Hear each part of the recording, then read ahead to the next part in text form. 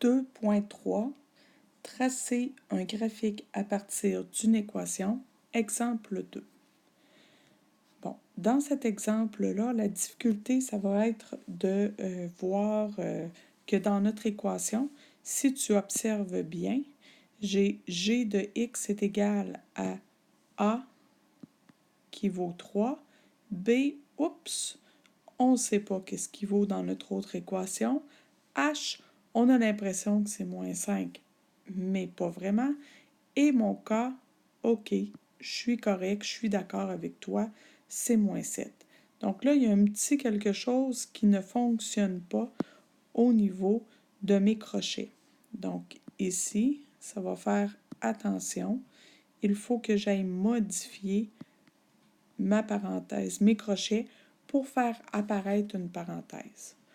Je vais le faire rapidement, mais inquiète-toi pas, si tu saisis pas tout, on va le reprendre ensemble en classe, parce que c'est pas quelque chose de facile, c'est un début, dans le fond, de factorisation qu'on va faire aujourd'hui. Puis, ça va être notre première méthode de factorisation qu'on va apprendre dans notre prochain module. Donc, ce que je dois faire, c'est que je dois aller prendre ce qu'il y a à l'intérieur de mes crochets. Donc, je dois aller prendre la partie 5x moins 5 et tu as vu ça l'année passée. Donc, une mise en évidence simple, on va appeler ça une MES.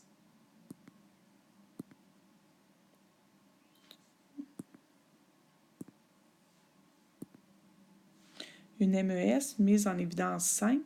Ce qu'il faut faire, c'est qu'il faut regarder entre 5x et 5. Qu'est-ce que j'ai de commun? Quand je vais être dans des équations comme ça ne sera jamais vraiment compliqué. Ça va toujours être le nombre qui est devant mon x. Parce que si tu observes bien, ici, le x, il est tout seul. Devant mon x, j'ai une valeur 1. Donc, c'est ce que je veux faire réapparaître dans mon expression. Fait que je vais sortir 5, puis je vais ouvrir ma parenthèse. C'est comme ça que je vais le voir. Je vais aller prendre mon premier terme parce que j'imagine que tu comprends que ça ici, c'est mon premier terme et que le moins 5, c'est mon deuxième terme. Donc, j'ai un binôme qui est composé de deux termes puisque c'est un binôme. Et là, ce que je vais faire, c'est que je vais prendre mon premier terme, 5x, que je vais le diviser par ce qui est commun aux deux termes, c'est-à-dire 5, et je vais faire ma division. Donc, quand je fais 5x divisé par x, il me reste x. Cette valeur-là, c'est ce qui va venir apparaître dans mon équation, dans ma parenthèse, excusez-moi. Puis là, je vais faire la même chose avec mon deuxième terme. Donc, mon deuxième terme, c'est 5 moins 5. Ce qu'il y a de commun entre mes deux termes, c'est 5. Et quand je fais moins 5 divisé par 5, ça me donne moins 1. Donc ici, moins 1. Et là, je peux vérifier. Est-ce que lorsque je fais ma distribution, quand je fais 5 fois x, ça me donne combien? Ça me donne 5x. Et quand je fais 5 moins 1, ça me donne combien? Ça me donne moins 5. Ah, je retrouve mon expression de départ, donc je suis correct. J'ai bien factorisé. Donc là, on va voir vraiment notre expression comme on la veut.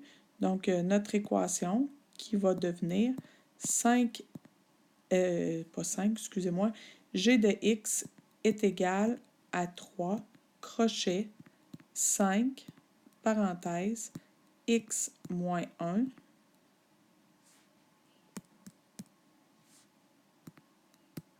ferme la parenthèse, ferme mon crochet, moins 7.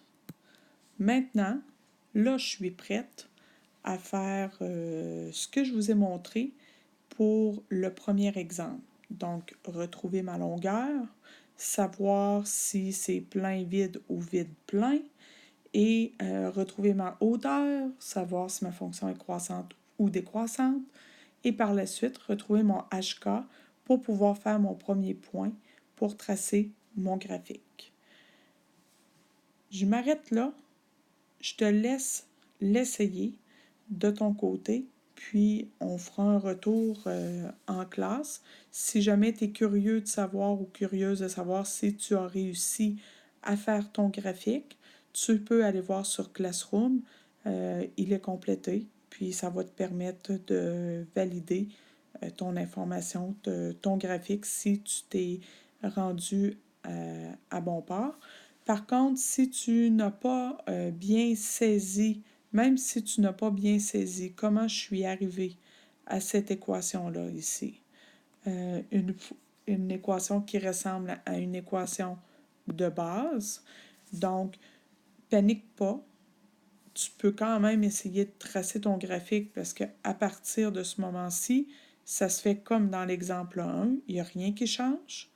Puis, au prochain cours, on regardera comment j'ai fait pour passer de la première équation à celle-ci.